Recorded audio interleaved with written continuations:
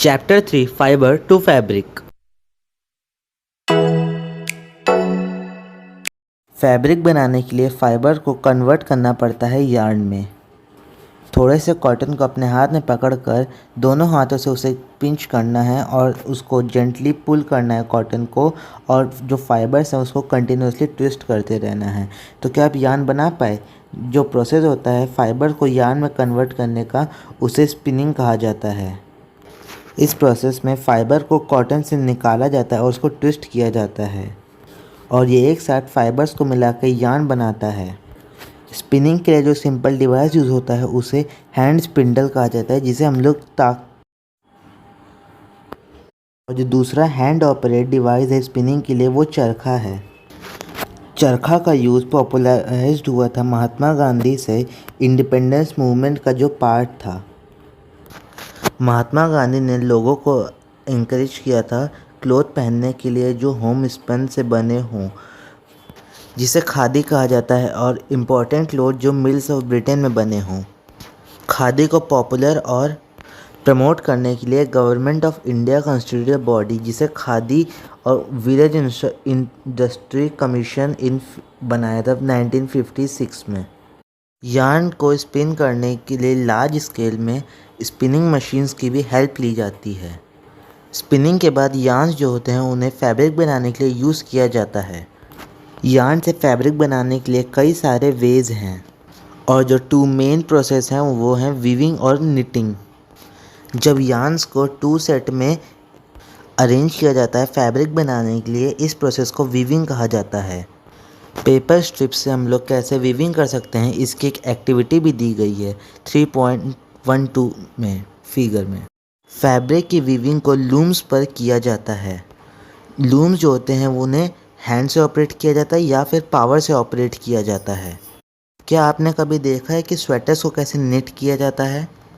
Knitting में एक single yarn को यूज़ करके फैब्रिक का पीस बनाया जाता है। 13.14 डायग्राम में एक निटिंग के एग्जाम्पल हैं। तो क्या आपने कभी सॉक से यार्न को पुल किया है? एक सिंगल यार्न को पुल करने से कंटिन्यूसली एक फैब्रिक जो होता है वो अनरेवल्ड हो जाता है। सॉक्स और कई सारे क्लॉथिंग आइटम्स जो होते हैं उन्हें फैब्रिक को निट करके बनाया जाता है, और जो निटिंग होता है वह हैंड से किया जाता है या फिर मशीन से किया जाता है। वीविंग और निटिंग जो होता है वो डिफरेंट फैब्रिक्स के लिए यूज़ किया जाता है, और जो ये फैब्रिक्स होते हैं वो कई अलग अलग वैरायटी के क्लॉथ आइटम्स के लिए यूज़ किए जाते हैं। तो क्या आपने कभी सोचा है कि पहले के समय पे लोग किस मटेरियल का यूज़ करके कपड़े बनाते थे? दिमाग में बस यही आता है कि उस टाइम पे लोग बड़े बड़े पेड़ों की पत्तियाँ, एनिमल्स की स्किन और उनके फर को यूज़ करते होंगे अपने आप को कवर करने के लिए। जब पीपल ने एग्रीकल्चरल कम्युनिटी में रहना स्टार्ट किया तो उन्होंने वीव करना सीखा ट्विग्स और ग्रास को, जिससे वो मैट्स और बास्केट्स बनाते थे।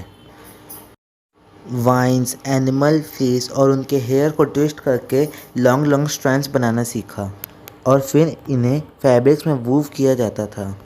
अर्ली इंडियंस फैब्रिक पहनते थे जो कॉटन के बने होते थे, जो उनके रीजन में ग्रो होते थे रिवर गंगा के पास। फ्लैक्स एक प्लांट है जो नेचुरल फाइबर्स देता है।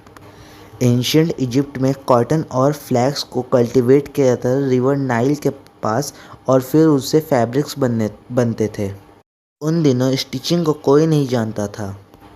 पीपल सिंपली ड्रैप कर लेते थे फैब्रिक्स को अपने बॉडी के डिफरेंट पार्ट्स के आसपास। कई अलग अलग वेज भी यूज़ होते थे ड्रैपिंग के लिए, और फिर जब सिविंग नीडल्स का इन्वेंशन हुआ तो पीपल ने स्टिचिंग करना स्टार्ट कर दिया, और फिर फैब्रिक से क्लॉथ बनने लगे। स्टिच क्लॉथ फिर काफ़ी सारी वेरिएशन से गए।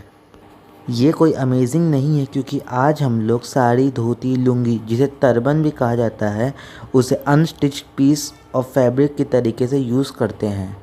उसी तरह जैसे लार्ज वैरायटी के फूड्स हमारी कंट्री में खाए जाते हैं, और लार्ज वैरायटी फैब्रिक्स और क्लोथिंग में भी है। सो गाइस, अगर आपको वीडियो अच्छा लगा तो लाइक करिए, चैनल पर नए हैं तो सब्सक्राइब करिए, और बेल आइकन को दबा दीजिए मेरे ऑल न्यू वीडियोस की नोटिफिकेशन के लिए। बाय।